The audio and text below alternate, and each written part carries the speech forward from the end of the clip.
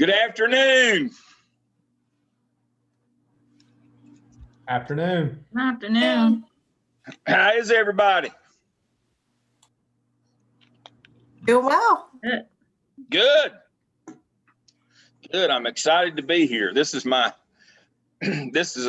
how sad am I that this is the highlight of my week. I tell you what, I've been sitting here at my computer for the last 2 hours just waiting. I've been so excited. I've got bad news for all of you. You remember how wound up he was last time y'all were on here? And he had a week off last week. So you may need to tell your families that it could be a rough night. And We'll get through at 8 o'clock. I want y'all to know that I will manage the clock. and I will mute him at 8 o'clock. I want y'all all to know that. Yeah. They'll pull the plug. Yeah. Yeah, they'll pull the plug on me at 8 o'clock like they used to do. I don't know if Dr. Laws remembers the voice of the wolf pack since he was a demon deacon. The voice of the wolf pack, Wally Austin. I actually have met him a number of times because, you know, at basketball, he was a wonderful human being. Yeah, he broadcasted from the old Reynolds Coliseum. They had a room in there, and Wally's like myself. His shape was round. Yeah. And they could barely get him in the room, but Wally would get so excited and get so wound up. Sometimes they just have to turn him off. And then it'd be like a technical. The old Castleman D. Chesley used to broadcast those games, and they bring in a big semi rig and plug everything in. But Wally gets so excited they'd have to flip the switch on Wally every once in a while. So he'll flip the switch on me. I'm like Wally, obviously. Who was the silver-haired guy that was with him? If you hadn't asked me, I could have told you. He worked for Raycom some as well. Yeah. He was very proud of his hair. Yeah, and it was just like an animal. You just wondered, it was set on top of his head like an animal. Yeah. It didn't look alive at all. No. If he wasn't out in a hurricane, it wouldn't blow. No, it was like a helmet. But anyway, aren't we being kind tonight? Mm-hmm. Kevin, have they fired you yet? Well, not that I know of. Okay. But I haven't not a pink slip yet. That's good. Yeah. Are you having the time of your life yet? I'm actually really enjoying it. I've done 4 teacher evaluations so far, and I've got 6 teachers up on Donors Choose doing projects for their classroom.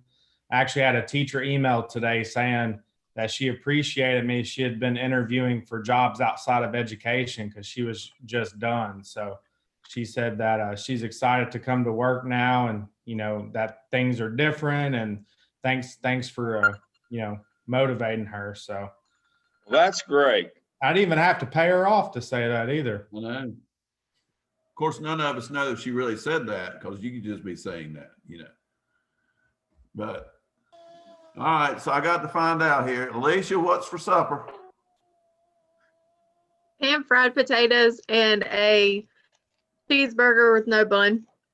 Oh. I have a gluten allergy, so I can't have bread. Oh, wow. Yeah. Well, the burger's good, though. Yeah. That sounds good. I may have to fix me one after a while here. Yeah, I don't think you'll stop at 1. No, what I meant was 2. Yeah. I'm making crab cakes later. Oh, that sounds real good. And Kelsey's eating too, but I can't see what she's got. Nothing exciting. It's literally like 90-second rice. Well, that is not exciting. Also have a gluten allergy, so you work with what you got. Means they can't have crab cakes. Unfortunately, I don't have any food allergies, as you can see. I need a couple. Help me out. But I'm glad you're all with us tonight. Let's see, 1, 2, 3, 4, 5, 6, 7, 8, 9, 10, 11. Mallory's joined us, so we're good to go. So the first bit of business tonight is to figure out our ending schedule. So let me share my screen and go to that. I've got it pulled up and ready here. All right, so tonight's our last content night. We start with case studies next week. Now we've got a change in the order next week. Let's see now. Jamie, your group is going to go first next week. Is that correct? Yes, if we could, please. All right, Jamie and Kevin. Now, if the group that was supposed to go first, if they don't like it, y'all just fight it out in the street. I'm fine with that. All right, so they're going I'm with any, yeah, I'm fine with anything. It might be free entertainment for everybody else. No, just thank y'all. Thank y'all for switching with us. Yeah, You're I have EDCI that night, so I'm going to log on to this one for that presentation and peace out to that class. Great. That'll be fine. So we'll make that adjustment and then we'll go. And so the next 4 weeks will be case studies that you will all lead. The thing we have to decide tonight is when we're going to have that last class. We can have it the Wednesday before Thanksgiving, or we can come back the final week, the first Wednesday in December to finish up. Or Dr. Law, Steve, he has entertained some other options. And so I'll let him, he talked to me about another option. Well, I think what we talked about, Dale, was something I didn't know if you could do. It was like doing it like a Monday, Wednesday. Yeah. 2 days during the week. Yeah, I can do I can rearrange my Monday schedule and do that. The only thing that we talked about is, will you have your case studies ready or not? Now, whatever is good for me. I can do a Monday, Wednesday that week, or we can do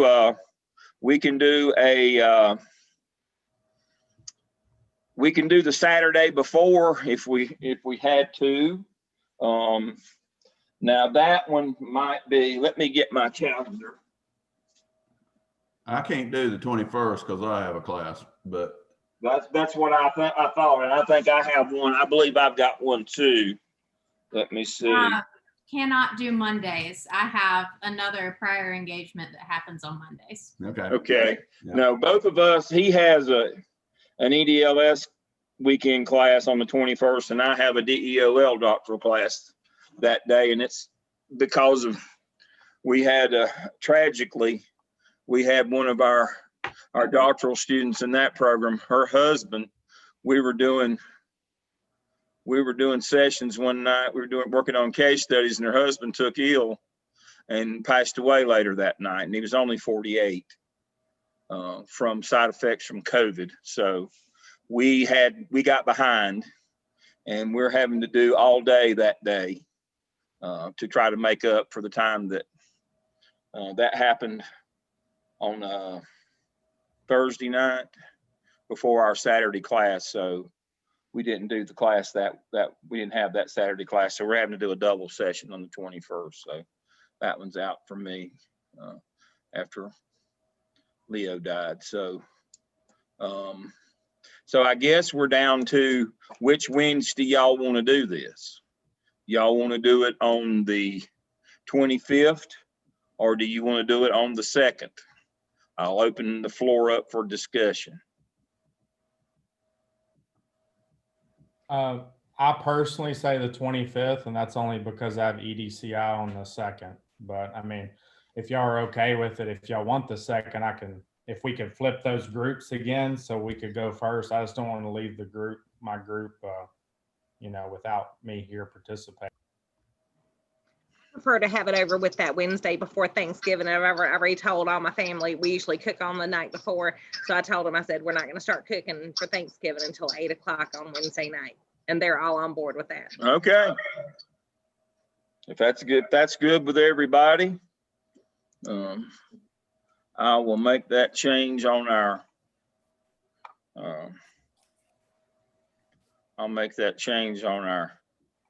so this will no longer be, let's see, did I do that? Okay, so we will,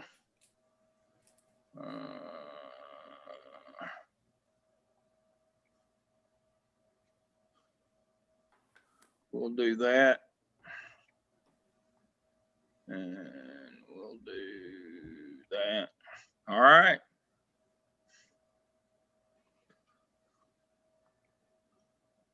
That's it. Wednesday, the 25th it is. All right. So they're taking care of that. All right. And so does anybody, before we go any further, so we start next week on case studies. Everybody's clear on their case study assignment. Your groups have been meeting. You know, you're going to do a PowerPoint presentation. You're going to lead it. You're going to, every what format that you want to do, you'll answer the questions. I prefer, but don't require, that you wait until after the evening's presentation to write your reflection. Remember, there's a half-page reflection that's due that, you know, what did you learn about the case? What did you learn about collaborating with others? I mean, you folks know how to collaborate online through a Google Doc or shared PowerPoint, that kind of thing. But so, you know, that's probably not as relevant for you. But I want you to reflect back on the entire process. You know, one of the things that that folks like you have a leg up on a lot of folks in our business now is that you know how to use Zoom for more than just a way to look at one another. You can use it to collaborate and can use technology to be able to produce work product or content without having to physically be in the room with somebody. So my assumption is, and I could be wrong, that won't be an issue with you folks. So mostly I'm guessing it'll be about, you know, what did you hear that night that might have changed your opinion on something, or was new information or a different way to look at things. You know, it's always good to reflect back on practice, you know, and that's what that's about. So again, if you want to reflect on it before, that's up to you. But usually I like for you to wait for the presentations, because you won't hear anything earth shattering from me, but you might from one another. A different perspective that you hadn't thought about. So are there any questions about case studies before we get to next week? All right, very good. So tonight we're going to talk about due process and discipline. I have a couple things that I want to talk about before we get too deeply into it. Let me get that out of the way. I'll post that again later. So we look at what the things that we were supposed to be looking at. Cyberbullying, your district policy, what would happen if a complaint brought by a 10th grade female student claiming harassment, interview your AP about or other school disciplinarian, what are their biggest concerns, what system do you use, observe due process and what surprised you the most, and then examine a school field trip policy. Also assume that you're the administrator in charge of a field trip where you have a bus accident, and reflect on that you can be held personally liable. So I want to kind of go out of order here. What I want to start with tonight is kind of go around the horn here. Let me go back. Let me stop my share and go back around the horn here. How many of you got to, I know that during COVID it's different. How many of you got to observe a disciplinary incident or got to talk to somebody about a disciplinary incident, or maybe have observed one being done, observed due process in the past? Understanding that due process has two functions, substantive and procedural. It's like content and process. Substantive is what are students guaranteed in your school and your district in terms of the due process they're supposed to get, and then procedural is, did you actually give it to them? Did they get that due process? So I'm going to go around the horn and open it up for you to share your experiences with the group about a disciplinary incident that you've witnessed being adjudicated. I've witnessed last year several incidences. I kind of followed my AP last year, and we had really bad cases of kids bringing the tobacco in the jewels. That's what they were. The jewels. They would bring like marijuana and tobacco in the jewels, and I witnessed several of those meetings where the AP would have to meet with them, and what they were guaranteed was our district has a very like straight out laid, this is what you do, this is what you get if it's your first time offense, second time offense. We do parent contacts, we'll have a one-on-one meeting with you, so far as to requiring drug classes and different things like that if it's a reoccurring incident. And that's what I witnessed every time. I witnessed one where it was his first offense, and then I witnessed one where it was like he was a junior and it might have been his 10th. So I felt like due process was given and it was followed. Okay. Did you see any discrepancies or differences in the consequences that were meted out among students, or was it the policy written so strictly that everybody got the same? The policy was written very strictly, and that one thing I think I noted, I wrote that so long ago, is the kids understood it. Like there was no fight because it's written out there and it's for everybody to see. So if a parent did have a problem with it, they were like, this is instance number 3. This is what's going to happen. This is what the rule that we have to follow. So that was very nice to see that it's black and white. There is no, right. There's no judgment call. All right. So the 2 standards that you've got to make sure that you uphold when you're processing discipline are the standards of arbitrary and capricious. Arbitrary is you give one punishment to one kid and a different punishment to another kid. For example, Kevin and I get caught smoking out behind the gym or using the Juul, as Mallory's talking about, a vaping pen or whatever that thing is. And they tell Kevin to go on back out, go on back to class, and they take me, out behind the barn and shoot me. That would be arbitrary. You adjudicate differently according to who it is. Now, capricious would be, you also treated me capriciously in that you gave me more punishment than the handbook called for. Obviously, it didn't say you could shoot Dale if he's smoking. But that you give more punishment than the law allows for. That's going to be one of the central themes in our case study next week, is going to be the standard of capricious. Did Bobby get too much punishment for cheating on a class assignment? And what lengths the teacher went to manipulate the value of that assignment, that shouldn't have been more than about 1 point on a yearly grade for a weekly assignment, manipulated it into counting more than half the yearly grade. Well, obviously that violates the standard of capricious. You gave him way too much punishment. You in effect did a 0 tolerance exclusion of him. You put him out for the remainder of the year. That's 0 tolerance. That's against the law as well. So we not only we violated several laws and policies on that one that we'll get to next week. Now, we'll get to more of you, but I'm glad that Mallory brought this up. See, here's one of our problems. Most all of you have a code of conduct for your district. And that very code of conduct that spells out punishment allows this problem with arbitrary. And let me show you what I mean. So I'm going to share the Charlotte-Mecklenburg handbook. That's the last place I worked. I'm going to share that with you. Let me pull that one up. The code of conduct. See, here's the problem.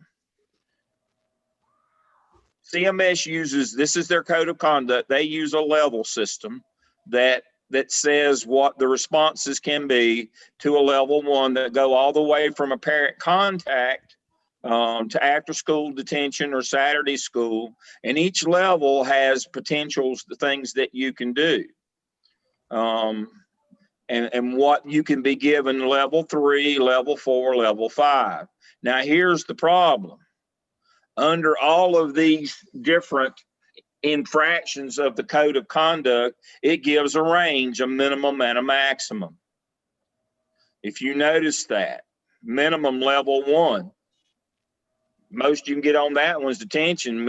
Maximum level 2, shoot, you can be put out of school for up to 10 days. There's a big difference in somebody being given Saturday detention and a 10-day out of school suspension, but the handbook allows for that.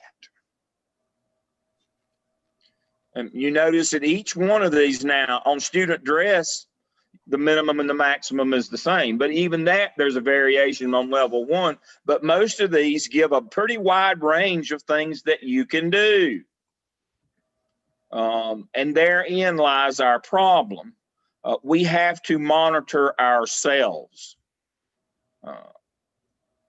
That becomes our issue with the arbitrary. We have to monitor ourselves and make sure that every time a boy comes in, we don't give him the maximum, and every time a girl comes in, we give her the minimum. So one of the things that we have to do is we have to enter all this data into the disciplinary data system, PowerSchool.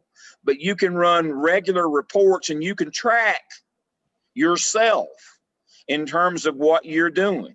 I used to do it by on a yellow legal pad. I'm a legal pad person. I used to track mine back in the day before computers. I used to track mine.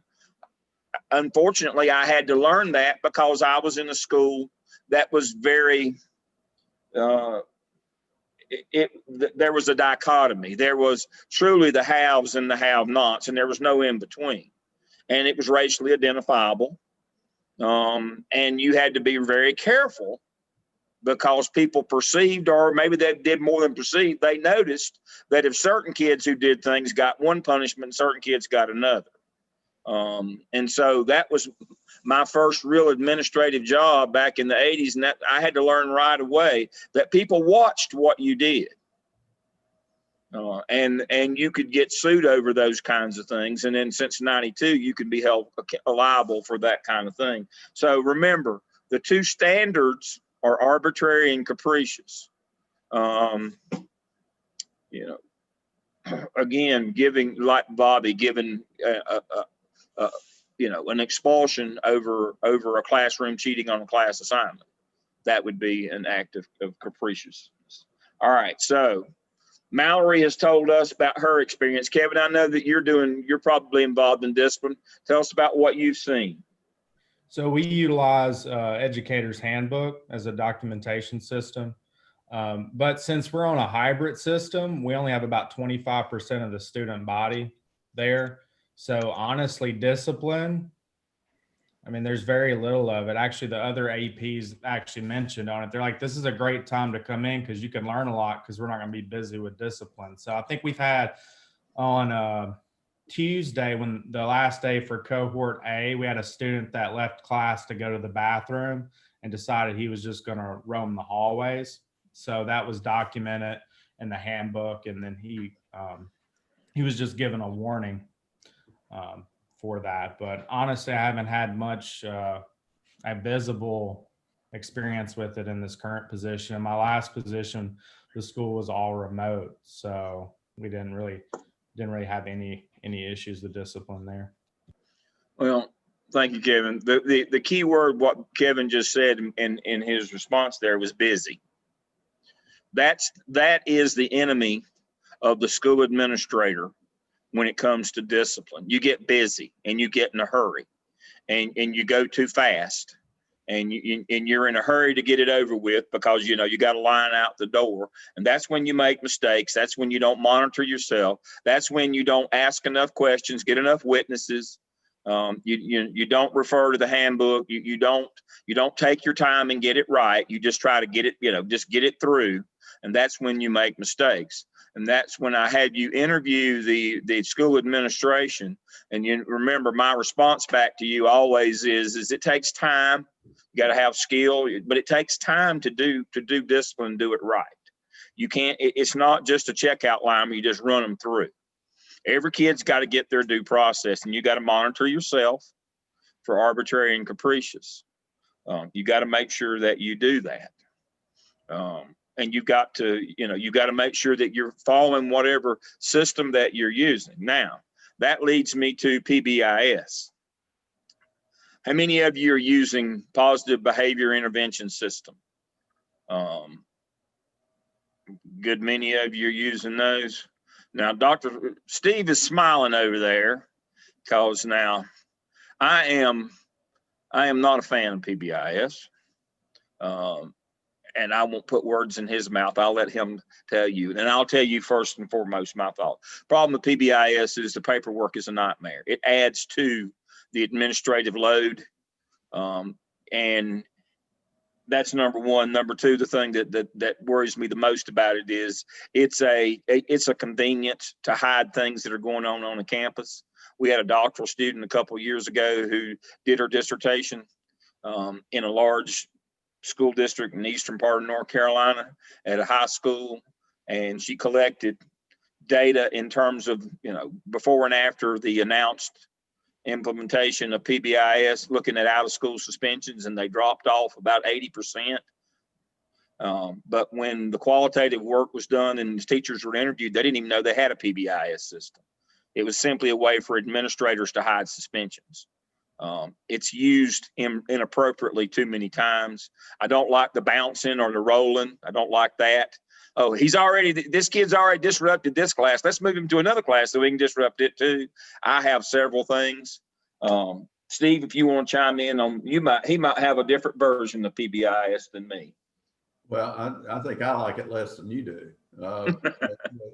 But we came up in a different time, Dale. Yes. And we have to acknowledge that. Yes. I think that I do think that it has been used as a masquerade for, we need to reduce suspensions in school and out of school. And so we do this reward system in many cases for people doing what we should expect them to do normally. And I just think we've kind of lost our way on this. I mean, you can't sit there and say, we have high expectations. Oh, and by the way, if you do that, we're going to reward you. And I mean, there needs to be this expectation that you're going to do this in behavior and in academic performance and in every other standard that we're looking at, and not and then I guess PBIS has, in some ways, I think, removed the punitive thing, and parts of life have punitive results. It's just, to me. But again, I acknowledge that I came up in a different era. Mm-hmm. But I will tell you, we've had in EDLS, and you folks would not have experienced this, but in EDLS, there's just about every cohort, there's somebody who wants to do a dissertation on PBIS. And it is, it's a saturated piece. And I look at everybody and I say, I can already tell you, the data is going to show you reduce the number of suspensions. I can tell you that. And that's exactly what the superintendent wanted it for. But if you get down to asking teachers, did it improve the culture of the building? That's when it gets interesting. But it also becomes a political hot potato for the student who's collecting the data, because if they say that what the teachers really think, yeah, the superintendent's mad and the candidate's in deep mess. So that's my editorial comment. I'm sticking with it. Yeah. But if y'all like PBIS, believe me, I mean, I think Dale and I would both tell you, we're going to tell you what we think, and it doesn't mean it's right. So if you like, is anybody here that likes it? Does it work well for you? So Tiffany, why do you like it? Well, I like it when it's done correctly, because I've been in a school where it's done incorrectly, but I think the premise behind it, to me, is beneficial, where we've used it not to reward you for just doing things that you should do, but it's almost rewarding you for learning how to behave, because maybe, you haven't learned at home. So now you need to know how to behave in this situation. Like, we use it a lot for kids using manners. If you said, thank you, excuse me, and you spoke good morning, we would reward you for that, to where it became a part of what they did. But I'm in elementary, so I'm wondering if it's different as you go to higher grade levels. But in my elementary setting, it it worked when it was done correctly. It did not work when teachers did not buy into it or have the consistency throughout. Mm-hmm. So I'm a trainer for PBIS, but I've seen it done, really positive, and I've seen it be really negative. And I've always gone back to the basis of it's not really positive behavior, it's good classroom management. And if we can teach teachers the styles of good classroom management and organization and front loading students on the behavior we want to see, I think sometimes we get really hung up on what do we need to do to reward? Well, we need to master what those behaviors are going to look like. And that's through good modeling, good relationships. And I think that's the most important, personally, that's the most important thing with PBIS for students. So. I think that teachers like it when it works well, but I think Steve, and I won't speak for him. I think our objectives are from the administrative standpoint, that it allows you to hide things and allow the culture of your building to go to the dogs. My example of that was a middle school in Charlotte, and the principal there broke ranks and spoke to one of the news outlets there in town, and she said, we haven't had a suspension this year for fighting. Well, I got the call from upstairs, get out there. Number one, she shouldn't be giving interviews. Everything goes through public information. And number two, what she said was we hadn't suspended anybody this year for fighting. What she was implying is that nobody was fighting, except problem was the reason she said that was because they were having so many fights in the school during the day, they could hardly have school. It was a situation where there was a very hotly debated pupil assignment change coming, and that school was kind of one of those hot button issues. People didn't want them in their high school, and so what she was doing was using a system where she wasn't following the handbook. She wasn't suspending kids for fighting. Well, she was trying to project a public persona onto the building that everything is fine. Y'all shouldn't, this shouldn't be a sticking point on pupil assignment, which is openly debated and campaigned on in Charlotte. I mean, that it's as big as the election season is where the lines are going to change and be drawn. And we understood what she was doing. Number one, you don't need to be saying, but number two, you don't need to imply that. So what was happening is she was stoking the fire. As kids realized they weren't going to get sent home for fighting, guess what they did every day?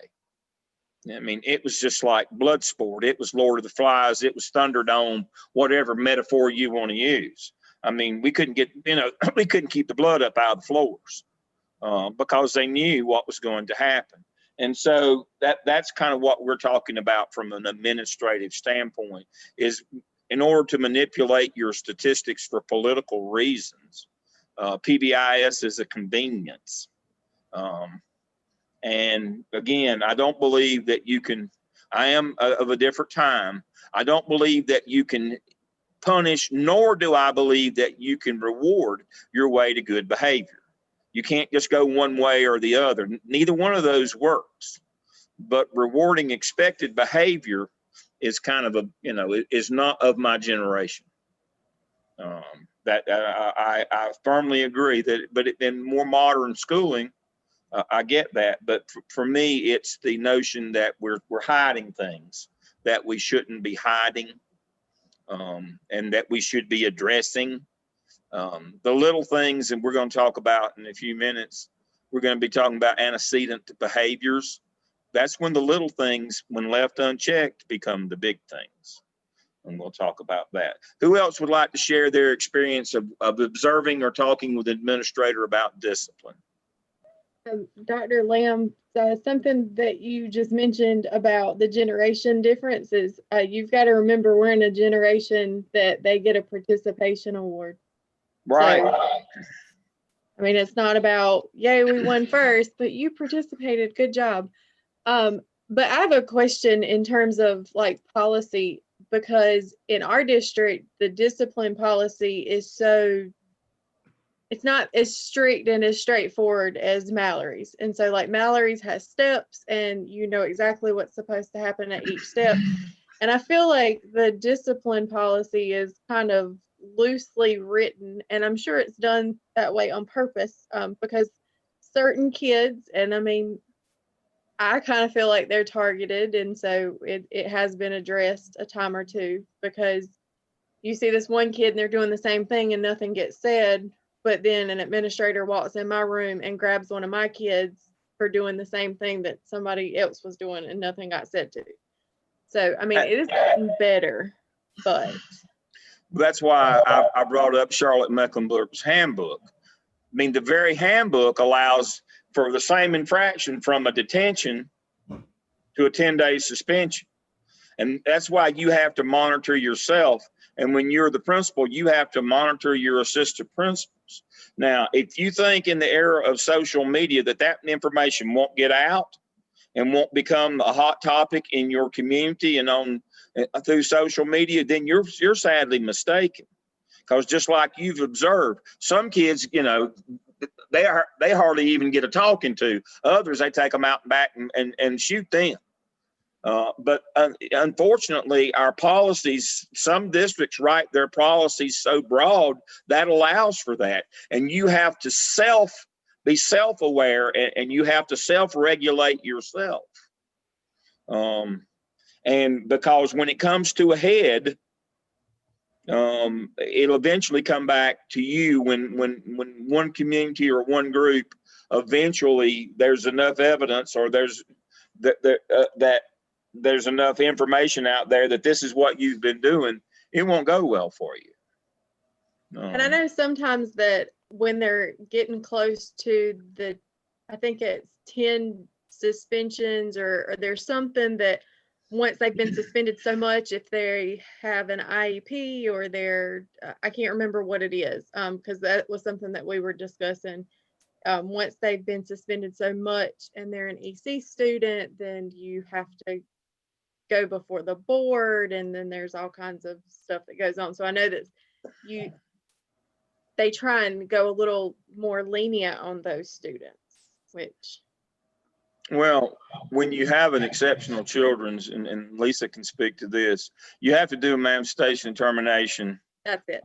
Functional behavior assessment. What you're doing is you're making sure that what the child did is not a part of their disability, whatever their disability is. And so there are more steps, but that doesn't mean that you can't discipline kids. We're going to look at that in the handbook in a minute. You can still discipline EC kids. You just got to make sure that you do your manifestation determination, your DEC 5, your functional behavior assessment, your plan, your behavior intervention plan. Yeah, your BIP, your behavior intervention plan, and your psychological and your IEP and any behavior goals in it are up to date. You got paperwork to do, but you can't be one of those that says, well, normally this would carry a 5-day or a 10-day suspension. We'll give them one, and that way we won't ever have to do that paperwork. Now, what you get caught up on that is the legality of once a kid does the same thing 3 times in a row, he's showing a pattern. You got to go to you've got to move them to the manifestation determination. You can't just say I'm going to give them 1 day at a time and up to 10 days before I have to do that paperwork. No, on the 3rd time, that's Yahtzee. You got to go to the paperwork. But yeah, a lot of districts manipulate that paperwork because they don't want to do it. And that allows those kids, but no, 3rd time's a charm. Now, remembering as well, when you change their placement, in-school suspension counts just as much. So that's another thing. We had a high school in Charlotte. They were famous for, well, we just gave them in-school suspension. That don't count. Yes, it does. You know, don't be a knucklehead here. When you change their placement, that's what that counts.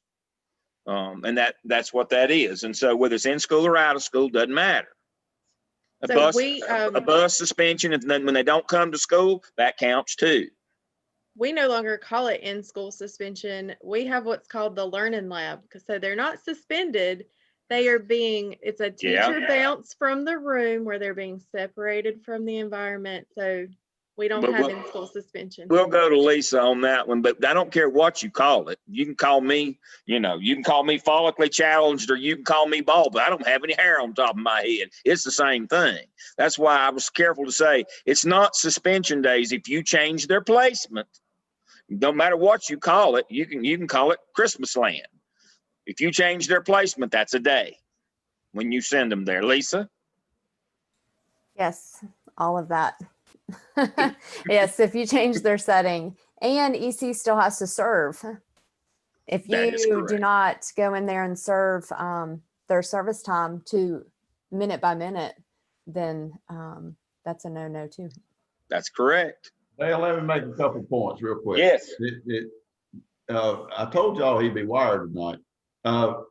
The first thing is that, these ranges of discipline are not unique to schools. We see that in the court system too, right? Yes. So the same offense may get one person this suspended sentence, and the next person will go for 5 years, and it's the same thing. And you just kind of sit there and wonder about the fairness of it. And so Dale is exactly right. The fact that we have ranges may or may not be a good thing or a bad thing, but we have to self-monitor. We have to make sure that we have a list of how we've handled these cases so that there is some consistency, or you pay the price for it. The second thing is, I guess I'll throw this question out. Would you folks prefer that that we have a cut and dry, here is what is going to happen if you do this? Exactly. You're going to get 2 days of learning lab on the first offense. Is that what you would prefer, or would you like a range of options for that same offense? If X, then Y. Dr. Laws, I would just like to say that we were just talking about being in different generations. And when I grew up, I didn't have a range of options. It was do what you're told, or this is it. And look how we all turned out. So, I mean, I'm just putting that out there. Yeah, let me give you a long distance hug there, Bianca. Bianca, I'm not in the same generation maybe as Laws and Lambs, but that expectation was very much ingrained in how I was brought up also. You did as you were told and you didn't ask why. Well, and you liked it. Yeah. I kind of know where you stand, and I do think that it worked for us.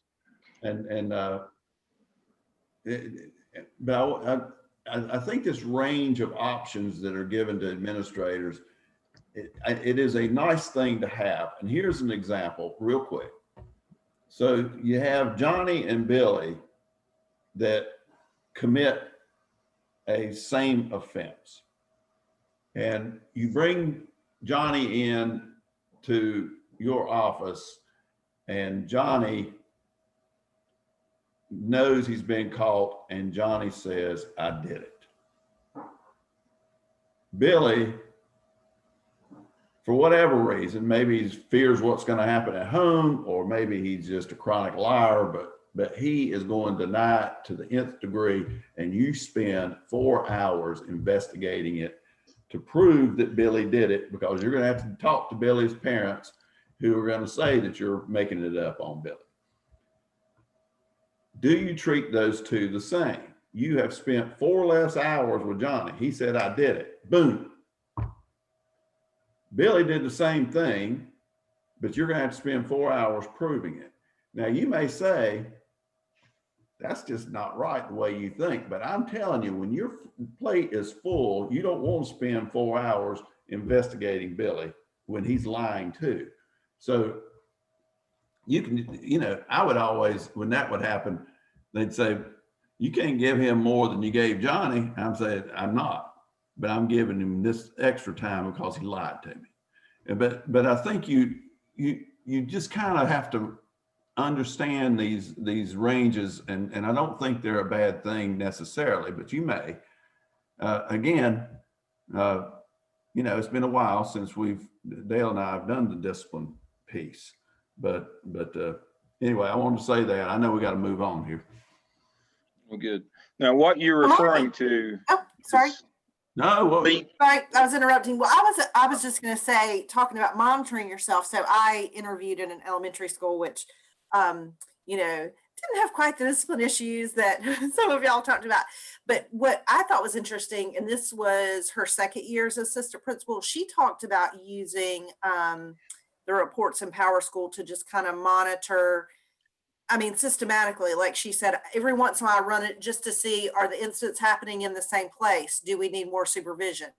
Is it with a certain grade level or a certain teacher who maybe needs more support with certain kind of kids, or that, which I thought that was a really interesting, you know, interesting take on it and a smart thing to do. You know, she didn't really necessarily talk about monitoring herself about it. And again, we don't have the, it wasn't, we didn't have any huge issues to even talk about as you've talked about, but I had never thought of it that way. And I thought that's a pretty smart way to use your data there, you know? Yeah, that's actually outlined in the North Carolina Department of Public Instruction Disciplinary Data Reporting Manual that we're going to cover later. That's one of the arguments that they have is that you can do that. You can you can identify your hot spots on your campus. You might need more supervision. It goes through all the argument that Jamie just made.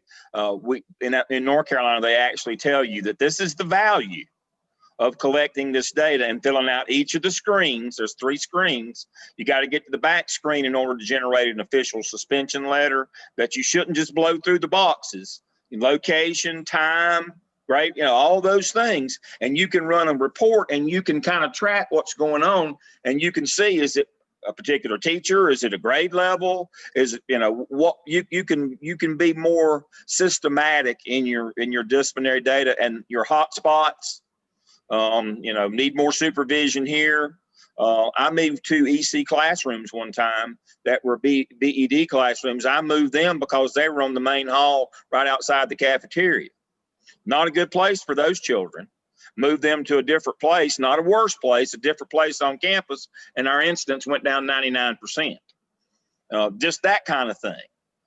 So yes, that's a good one. But to get back to Steve's point, what he's referring to, back in our era, there was a gentleman named Lee Cantor, had a program called Assertive Discipline, that everything was scripted.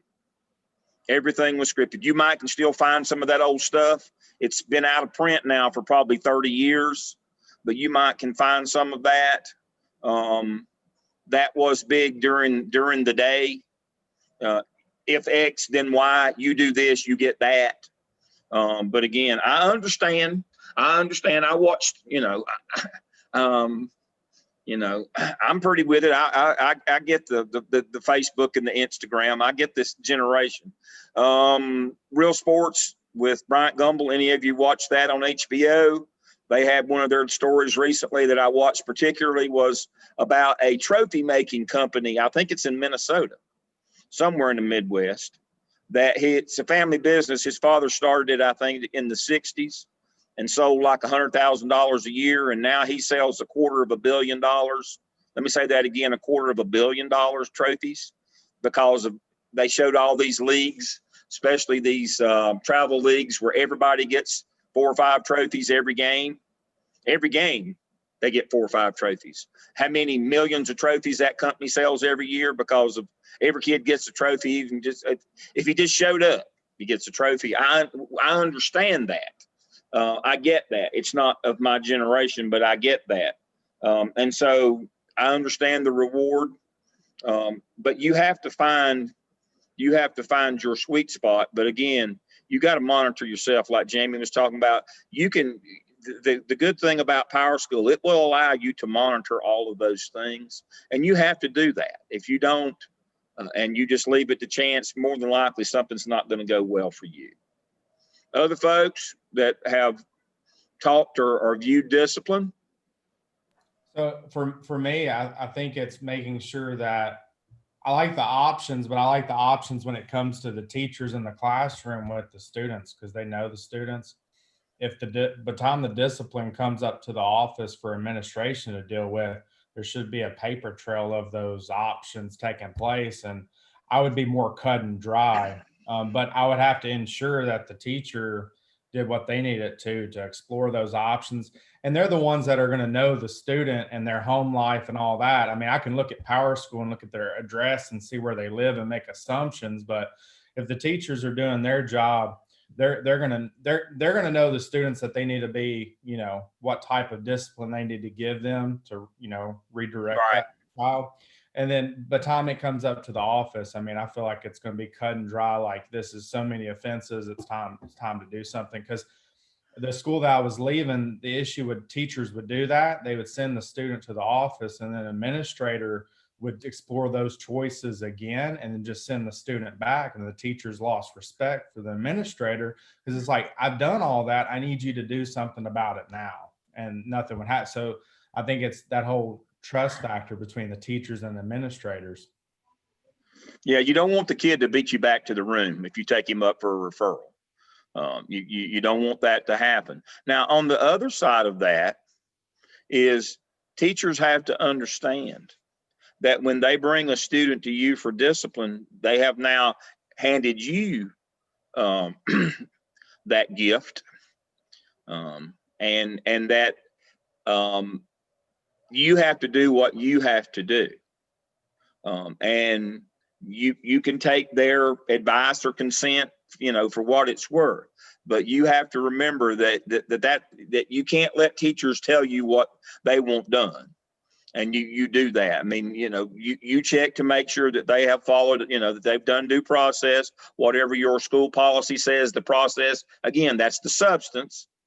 Did they follow that? Did they follow that? That's the procedure. Here's what they were supposed to do. Did they do that? And once they checked all the boxes and they brought them to you, then you have to do what you have to do.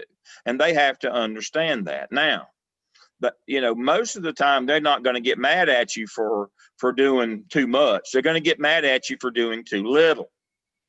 And so that's why I said it's probably best, as a best practice, not to let them enter into, they have to understand when they drop them off at your door that they go back, that, you know, that they just really can't be a part of that has to be up to you. And that you have to make decisions based on more than just their classroom. You have to look at in the totality of the school when you start making your decisions. That is true. But hopefully you have a good working relationship with the teachers that you're covering, you know, their discipline. That's what you want, is that you have a good relationship, and you know that they've done all that they can do, and they didn't just bring them because they were, you know, as the first response to this kid is not to bring them to the office unless they do certain things. Those things. All right. Others? Anybody else? All right. I want us to look at, let me share my screen. I've got some things pulled up that we need to kind of work through here. Some things. Cyberbullying. Let me see. All right, here is the North Carolina statute, and there's the same one in South Carolina on bullying and cyberbullying. One of you, and I won't say who, if you want to say who is fine. One of you wrote that their administrator said, well, you know, it's difficult dealing with cyberbullying because you didn't know where it happened or what. Let me be clear. Cyberbullying, where it happened or when it happened, is immaterial. If it disrupts any manner of bullying that occurs off campus, may violate the code of conduct that has direct or immediate impact on the orderly and efficient operation of the school, or the safety of the individuals in the school environment. So if it affects the normal operation of a school, then you have every right to deal with it at the school. See, that's the big out now. Kids will do the most awful things on social media, cyberbullying things, but then their parents and them will argue, well, they didn't do it at school. That has no bearing on it, that it got done or not. We had a student last semester who said that kids cyberbullied another one all weekend long, and the kid that got bullied was just standing there at the bus lot waiting, and when the kid got off the bus, just hospitalized the kid. Well, I'd say that's an impact on the school environment, that you go home and you do all these things, or over the weekend and you do all this bullying back and forth. So that's the first cop out. Can I piggyback off that? Sure. So my discipline issue was actually with a student who outside of school had taken a picture of a weapon. It was not his, posted it to Snapchat before school started. He was called out during my class. I know this student well, not his first offense. And similar thing, because he had done these activities on the weekend, posted it before school, but it was seen by a student at the school who reported it. He was suspended, recommended for alternative school, but ended up going for virtual academy just due to the COVID situation and everything happening. But his argument was, well, it wasn't at school, but doesn't matter. Posted it and they saw it here. Bullying that bleeds over, whether it's cyber or otherwise, it happened to, I asked my wife last week, what happened to skating rinks? We were remembering our childhood when there was such a thing as a skating rink. A video came on from 1980 from MTV, or came on from 1980, Dire Straits video, Roller Girl. That was the biggest thing in the world. So whatever happened at the skating ring on Friday night or Saturday night, that's what happened. That's what all the fights on Monday morning. Everything that spilled over from the skating rink, it was adjudicated Monday morning at school. Well, it's the same thing. Social media has become the modern version of the skating rink. All these things happen on social media, but it all gets adjudicated at school, unfortunately. And as well as I do, if you have a fight at breakfast, your whole day's ruined in school. I mean, it's just like a fox running in the hen house, and everybody's just all up in arms the rest of the day. Feathers and dust for the rest of the day.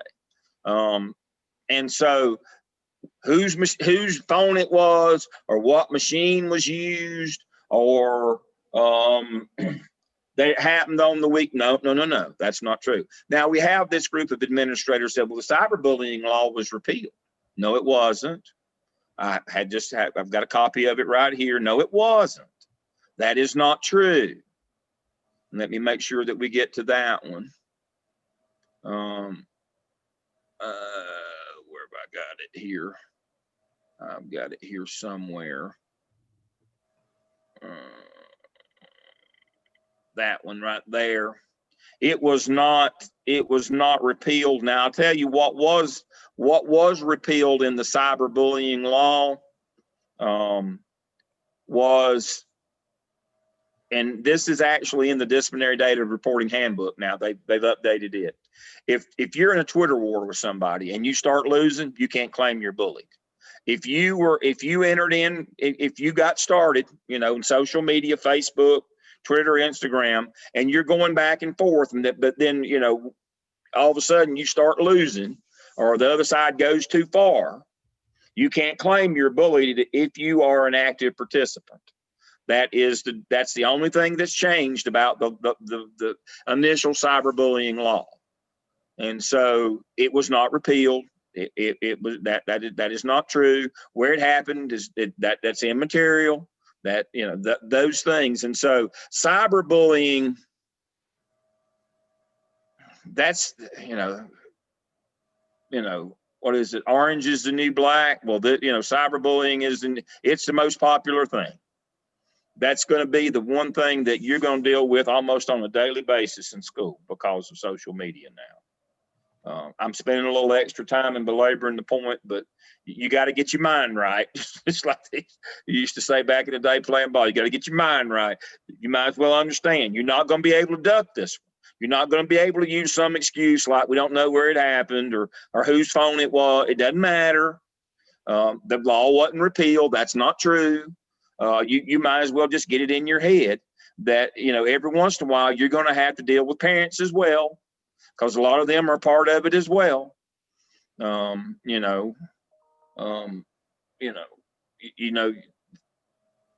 Every fight you see at Walmart, it's parents and kids fighting at Walmart. So that's the same thing. They're usually a part of it too. But you're going to have to deal with cyberbullying. It is going to be one of those 21st century things that's going to be part of the zeitgeist, part of the culture for a long time, I'm afraid.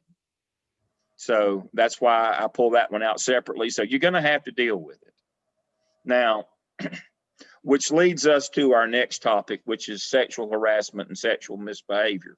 Now, you notice when I send you back that response, my first response is call the law, involve law enforcement. You are not qualified to do investigations of a sexual nature. Now, the difference between sexual harassment and sexual assault is the physical piece. The problem with sexual harassment claims is generally they go to the physical at some point, and that's, you don't want to be in the middle of investigation and all of a sudden you thought it was just he said, she said stuff until all of a sudden you found out there was a physical component and you're too far into it then. You are not qualified to do sexual. Now, the bigger districts have their own law enforcement. They have somebody, a detective that handles that specifically. Angie Cathcart did for us, that handled those claims. Now, there has been a recent change in Title IX legislation as well. And let me pull that one up that speaks to this. This is new.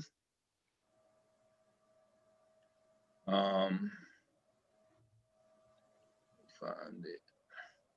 Under new regulations, students report assault, harassment covered by the school must tell school involved, students involved and their parents in writing about the allegations.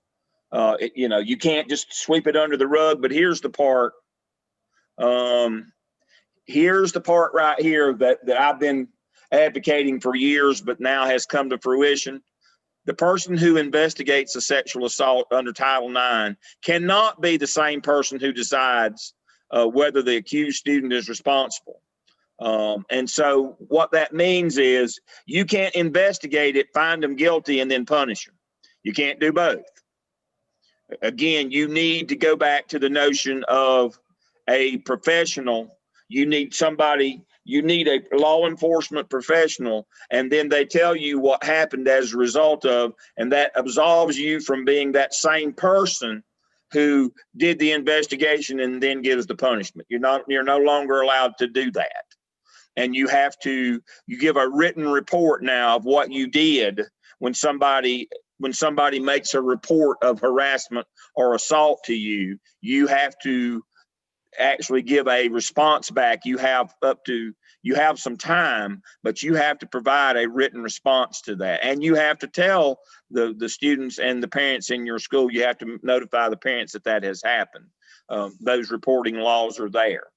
So make sure you understand when you enter into anything that's sexual, whether it's harassment or whether it's assault, you need to make sure that you involve your resource officer, the police. I'm not talking about calling 911 and make a big public spectacle, but you need to have a relationship with your SRO well enough that you can do that. It's not like you're dumping this on somebody else. You'll have to do the punishment, but you need an independent person who's qualified to do your investigation. Anybody want to add anything from their experience doing this assignment? I just want to ask, so would that the same policy to involve the law go with consensual sexual acts in school? Yes. Okay. Now, when we look at, and I'm glad you brought that one up, is now part of the problem you get into on consent is you got to be old enough and smart enough to consent. That's the problem. There's, and let me get to that, and I'll pull that up right quick. I've got that one in the hopper as well. So when we look at the disciplinary data manual for North Carolina, when we look in the very back, and there's a lot of stuff in here. I mean, this is, a lot of stuff. But when we get to the back to what Kevin is saying here, they have definitions back here in the back that are embarrassing for an old Baptist like me. They're pretty graphic. But one of the things, you've got a definition of rape, robbery, sexual assault, not involving rape and sexual offense, indecent liberties. And so, but one of the things that's consistent with them is a person is guilty of if the person is engaged in sexual contact by force against the will of the person, or if the person being assaulted is mentally disabled, mentally incapacitated, or physically helpless. And so, North Carolina, they've got to be 16 to consent. But if they're in your EC program rather than gifted, if they're in your EC program for a mental or physical disability, they do not have the ability to consent either. And so the story of North Mech. There was a principal in South Charlotte who they were recruiting a central office person of the district. Her husband was a principal. They moved him to the central office so they could give the lady they wanted, they could make up a job for him. And so he was not happy at the central office. And so they had an interim slot at North Mech. And so he went to North Mech. And while he was there, a 16-year-old girl and her mother came in and said that she had had sex in the bathroom with a boy. And she acknowledged that she was 16 and that she was a willing partner.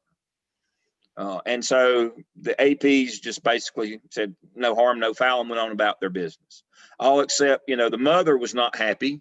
The girl turned out pregnant and went to the police in Huntersville, where North Mech is, and they threw the school under the bus. And we said, we're quite sure a crime has been committed here, but since the school did this, we have the evidence has been tarnished. It's the school's fault. And so ended up, the principal had to go. He had to retire, and a couple of the APs. But the deal is, you say, well, Dale, she said she consented and she was 16. She was self-contained EC. She was self-contained EC, and the school knew that. Didn't bother to read the handbook, didn't bother to read the manual. It's there for everybody to see. We train all administrators on it every year. You got to remember, this is the one on the sex stuff for you high school people. If just because they're 16, they can't, if they're in EC, they can't, they cannot consent.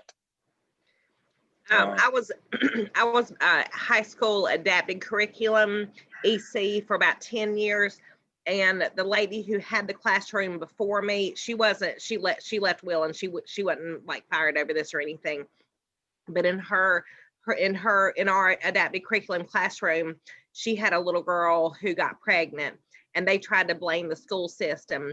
And so the school system did a paternity test, or whoever, I don't know who did a paternity test. They had a paternity test done, and it was actually her dad's baby. But they were almost in court about it. Oh yeah. Now, if you have one, they, even if they're willing, that doesn't mean that legally, and so you're on the hook for that. Mm-hmm. And a lot of these self-contained units, that's where the one at Myers Park used to be famous for it.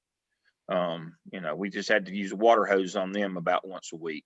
Mm-hmm. Just to keep them apart. I don't mean to be flippant, but it was really a problem because they were isolated away from everybody else. We had some incidents when we built a new facility in Charlotte for the severe and profound, the Metro school. One of the things that they did there was put single bathrooms in the classrooms because of that.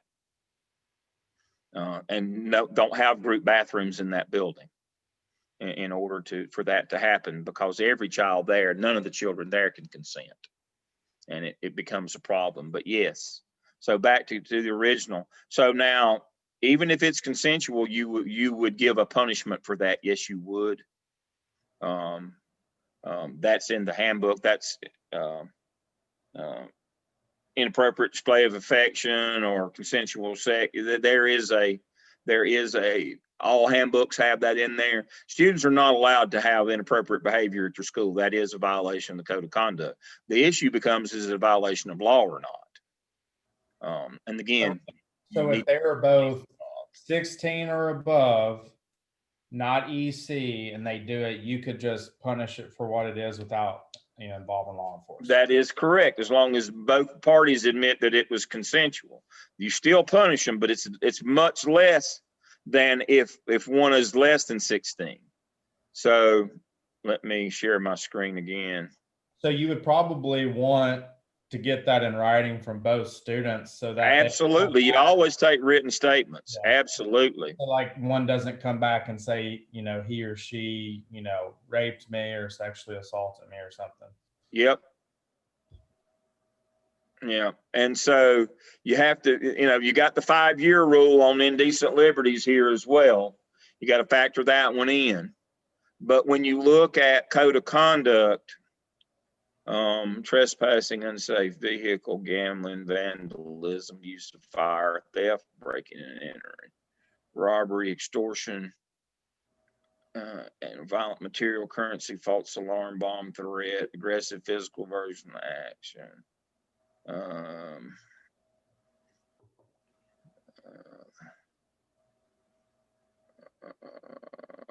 Starting to rise. Sexual behavior, right here. Mutual sexual activity. See, the levels are, you know, you still an excessive display of affection. They're both UB. They don't have to be reported to law enforcement. However, I would have them involved in the investigation. And absolutely, you need to get written statements. And if you got kids that are too, I hate to say this because this is bad, but I've seen this happen. If you got kids who are too young to write, you have somebody dictate their statement. That was heartbreaking. But yeah, you need statements. You need statements every time you process a discipline case. You need to get statements from the students, have them write it, and you need to have the witnesses write their statements as well. That is a best practice, is written statements. You don't want them to come back later and say, "But I was coerced into saying that." You know, they just assumed that I was willing or consented. You got to be careful on that. Now, you know, case of a football player at one of the powerhouse football places in Charlotte, a independent person saw him sexually assault a female student, turned it in. The school tried to use that as a consensual and tried to punish her. To try to keep her silent, ended up, again, the principal and all the APs had to go there. That's one of those cases where usually what happens, it's the cover up that occurs. They tried to cover that one up. And again, it's usually that we're not out trying. Usually when we don't involve law enforcement, there's a reason why. We want to handle it in-house. I don't like air quotes, but you can imagine me doing air quotes around in-house. What that means is cover up. That's synonymous for I want to cover this up. You know, we got a chance to win the state title this year. That's more important than doing the right thing. You need to involve law enforcement in these things. And so to get back to our manual, I'll roll through it right quick. This is the Bible for incidents. You've got to, don't tell me I've closed it. I can pull, oh, here it is. All right, so this is your disciplinary reporting procedures. This should be on, if you don't have it on, have it hard copy, you need to at least have it saved on a drive where you can pull this thing up and refer to it. It has everything in it about what your responsibilities are on reporting incidents at your school. And it tells you right here, since 2011, your Office of Civil Rights report comes out of this data as well. So that means you got to collect everything. Doesn't matter. You know, I've had people say, well, you know, I didn't report that because we didn't suspend the kid. We report incidents, not outcomes. Suspension is an outcome. That's a consequence. We report what happened.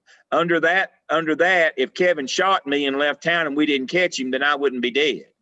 If we didn't do anything to Kevin. No, we report incidents, but it talks about, you can look at all of your relationships between the variables, crimes and suspensions. You can do demographics, frequency of occurrence. That's what Jamie was talking about. Right here, it tells you all the different things that you can do with this information if you're smart enough to follow your data. But you're required to turn all this stuff in. Everything that happens, you have to report it, regardless of what your response is. If it comes to your office as an administrator, it has to go into Power School, period. No exception. Even if you just conference the kid, doesn't matter. That's one of the consequences. So we report incidents, what happened, not as a result of. Now, biggest problem we have on that is buyer's remorse. It was an awful fight, blood everywhere. You got poked in the eye yourself trying to break it up. It was just heinous. But you realize the next day, ooh, that's going to look bad on us. Maybe that was just, you know, aggressive behavior. You know, when you get a little distance from it and you cool down and get everybody back in the room and, you know, the school settles down, all of a sudden, well, that's going to look bad on our report. I encourage you not to do that. The rules are 2448. If it's an act of crime and violence, it needs to be in there within 24 hours. That's the state guideline. Anything unacceptable behavior in 48. And the reason why is we want to know what's going on, but also the longer you get away from it, the less, you know, it wasn't near as bad as we thought it was. We start factoring in political decisions. We're not supposed to do that. We're supposed to put in what happened at that time. And so it gives all the things that you have to report. It talks about your acts of crime and violence.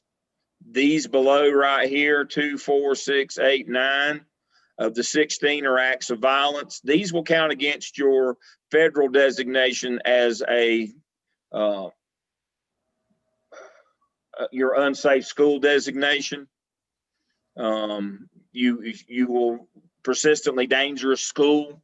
You get 5% of these per year. That's 1 for every 200 or 5 for every 1,000.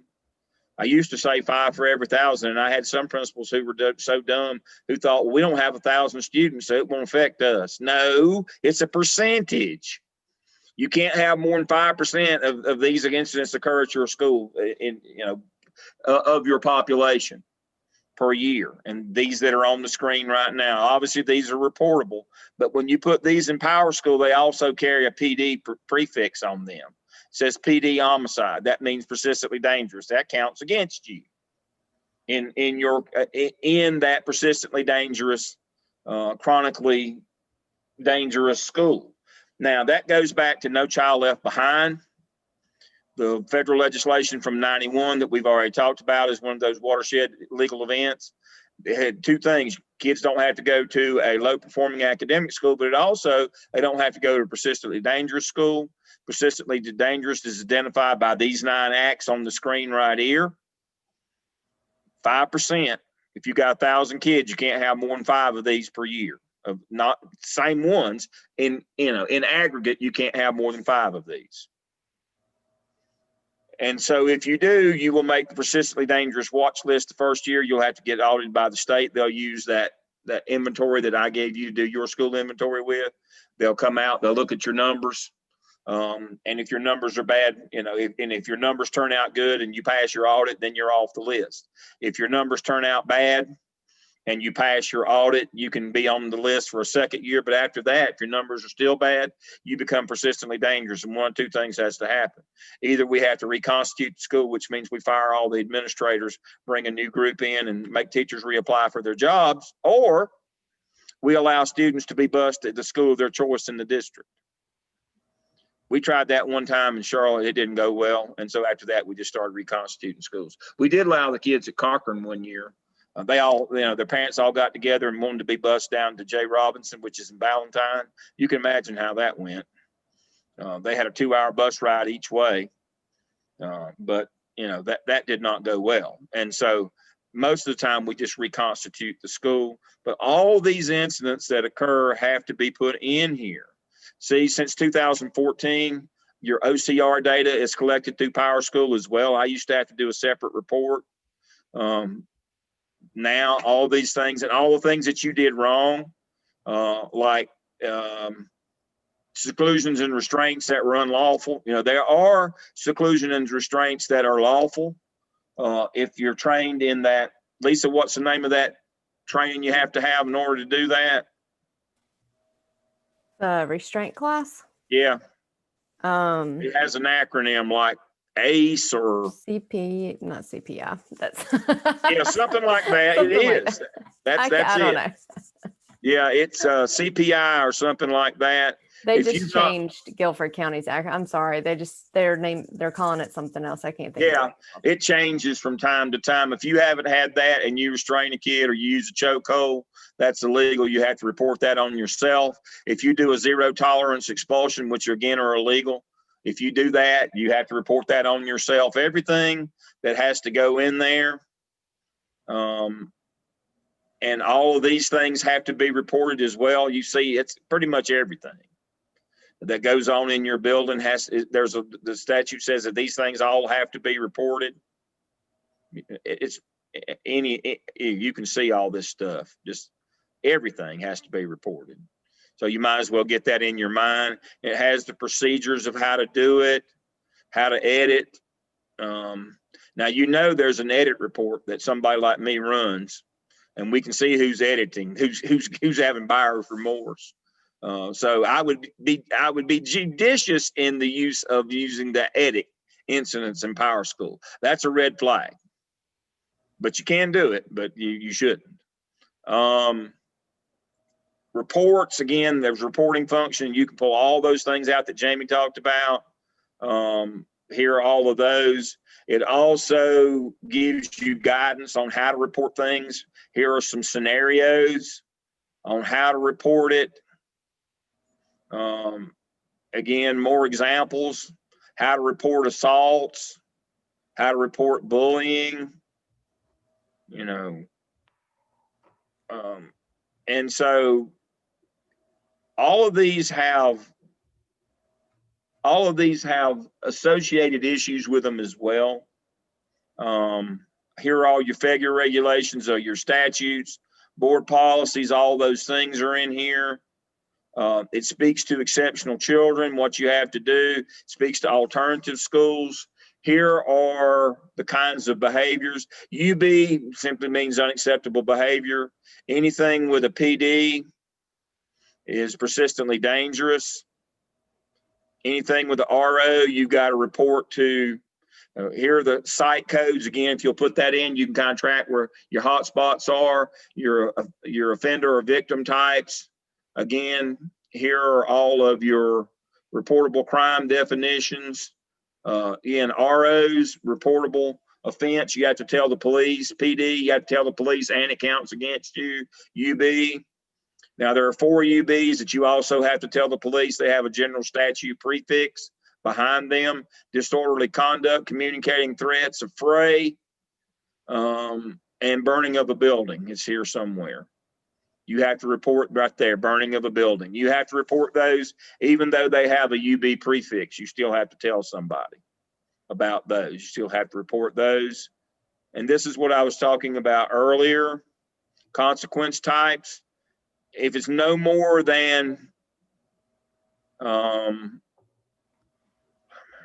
administrative conference with student, it still has to go in there. If that's all you did, doesn't matter. You still have to report. If you got a written referral, if there's a paper trail on a kid and it came to your office, it better be in Power School.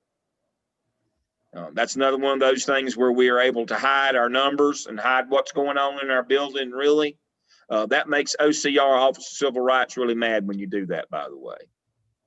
And then at the end, we have all these definitions of our 16 acts of crime and violence, remembering that 9 of the 16 are acts of violence that count against you. And here are the definitions for them. So this is the most valuable thing that you will have when you're doing discipline, is how do I make sure I follow all the rules and categorize everything the right way, that I don't hide secondary incidents. I don't hide a knife or a gun behind a fight. When you put more than one action on an incident, that kind of thing. You got to be careful with these. Now, my story, Vance High School, they hired one of those new leaders for new school people. That's kind of the administrative equivalent of Teach for America. They told her to get the numbers, the out of school suspension numbers down when they hired her. She hadn't gone through an administrative training program. She didn't have a class in school law. They told her to get the suspensions down in the building. What they meant was you need to run your data out of Power School, make sure teachers are coming to their doorways at class change, make sure teachers are supervising their assigned areas on their duty roster and supervision schedule that we cover in the OMA. Duty roster being carb duty, bus duty, hall duty, lunchroom duty. That's during the day. Supervision schedule is for your after school activities, ball games, events. Make sure everybody's where they're supposed to be, doing all these things. The suspensions are out of control at this school. All she heard was get this number of suspensions down. So in order to generate a suspension letter in Power School, you got to go through 3 screens. The back screen is where you can print the official letter. Well, to do that, you got to enter the incident in order to be able to generate the letter. So they said, get the number of suspensions down. She just stopped putting them in Power School, bootlegged her own suspension notice and started sending kids home on a bootleg suspension notice without putting it in Power School. Alicia is smiling over there. What happens about attendance? We talked about how are schools funded through average daily attendance. What happens if you bootleg a suspension? Is that kid counted as absent? That would be no. They'd be counted present. So what happened was, after a month, DPI calls me on the phone. When they call you and don't send an email, that's not good. So they called me on the phone and said, we didn't get any data from Vance this month. So I hot put it up to Vance to see what the problem was. And she said, oh, I just made my own form. Didn't put them in. I said, you realize that they paid for all those days that you said the kids were here? The state paid us for those days and they weren't here. We're going to have to revert all that money back to them. And my wife's the kindest person in the world. Imagine that. And she said, well, what happened to that poor lady? And I said, well, I don't know. She didn't have to go home, but she couldn't stay here. We couldn't use her any longer. You don't do things like that. But that's an extreme example of trying to manipulate the system, trying to get over. Now, she claims she didn't know any better. Well, if you're that dumb, we can't use you anyway. And so, but that's my tale of woe on disciplinary data reporting is you get in trouble when you start trying to manipulate, when you start trying to put your thumb on the scale, when you won't be honest, you're trying to hide what you're really doing. You don't want it to show up that certain kids get 2 days of in-school suspension and other kids get 10 days out for the same thing. That's the kind of stuff that shows up when you put your data in. You don't want, I had an AP early on I think she was at Old Providence, a really upper class elementary school in south of Charlotte. And I had to go down and have a critical conversation with her that she wasn't putting her data in. She said, I'm not about to put data in. I said, why? So these parents would go crazy if they knew what their kids were really like at school. Well, that's up to you. She said, I'm retiring at the end of the year. I said, if you don't start putting data in, you're not going to make it to the end of the year. That's why I'm here.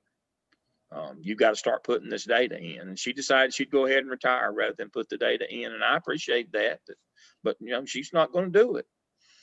She didn't want to deal with the backlash of having to discipline their kids or or tell them what was really going on. So there's any number of reasons why people don't follow the rules, but it never goes well. It never ends well. Your district is paying somebody to do that. It's an assistant superintendent somewhere is being paid to oversee that stuff. Just like there's an assistant principal, it says so in the manual, who is responsible, but the principal is ultimately responsible. But an AP has to make sure this data gets in there. And if it doesn't get in right, that's going to be you. That person is going to be you. All right. Questions about disciplinary data reporting? Anything that any more about discipline, about cyberbullying, bullying? Everybody knows you got to have a plan. Every school has to submit a plan, just like a school improvement plan. You got to have one on bullying prevention. Everybody understands that. You're going to have a plan. You should have a group or a committee that does that. How you're going to lessen bullying on your campus.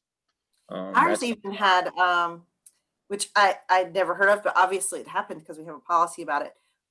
Food bullying. I mean, allergy bullying, food allergy bullying. Like someone, I guess, was, I don't know, bullied because they were allergic to some kind of food. I'd never heard of that, but it was in our policy. It was defined. And oh yeah, the whole I get thing. bullied And I all was the like, time "Oh, I about guess my it's food happened." allergy. Yeah, I was like, I guess it's happened if there's a Well, policy there. So It happens a lot when they're rare ones, or it's like a peanut allergy because people get upset that they can't have the treats that everybody else gets, and it ruins the class environment for the kids. oh gosh, yeah.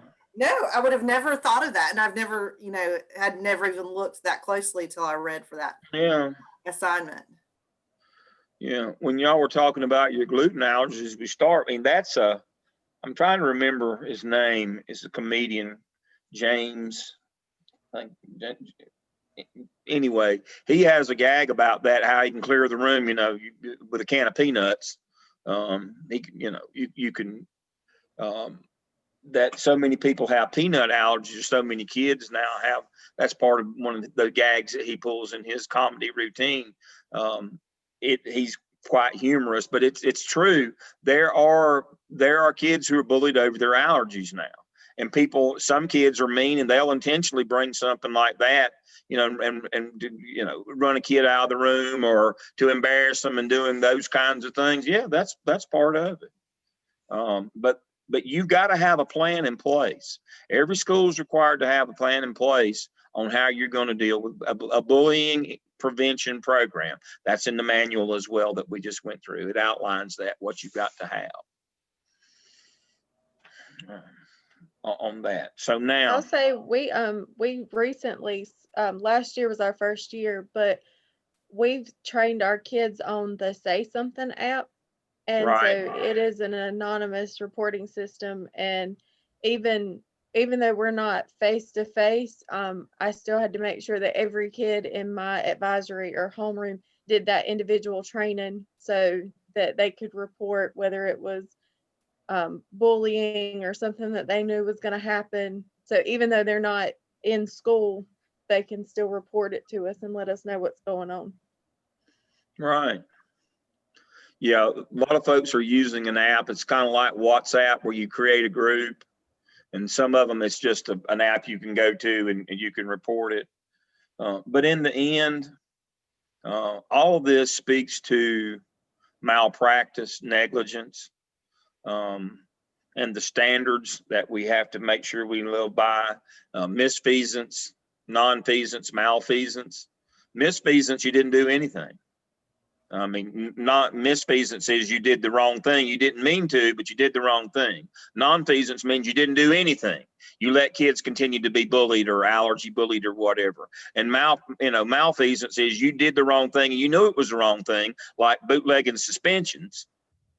You did that. Now, usually, I won't say always, usually when you get in trouble and you lose your job in your house is malfeasance. You intentionally did the wrong thing. You knew it was wrong. You did it anyway.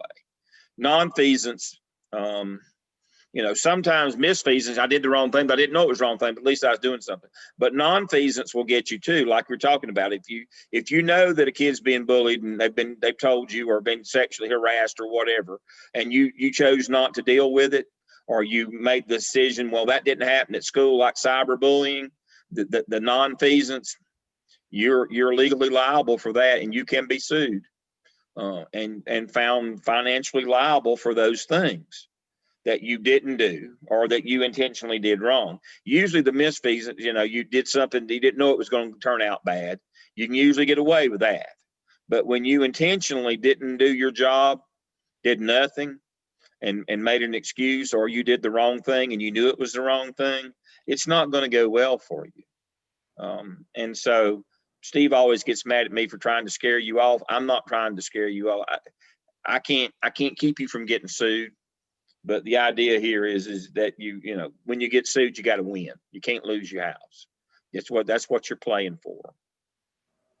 And so you got to know that things may not go as well as you want them to, but if you protect yourself, you're protecting yourself, and you're protecting the safety of the people that you work with and the children that you're supposed to be protecting. That's the most important piece of this, is you're supposed to be doing those things. You can create a positive culture in your building, or you can let it be out of control and let it be a slaughterhouse. That's up to you. And so that's my argument to you is it's not just about losing your house. It's also, you need to do the right thing. You need to create a culture of teaching and learning in your building. And that's the most important piece, is creating a culture of teaching and learning. Do your PLCs and your staff development. But you can't have that if students and teachers aren't safe. Who is it always talks about you have to Maslow before you can bloom?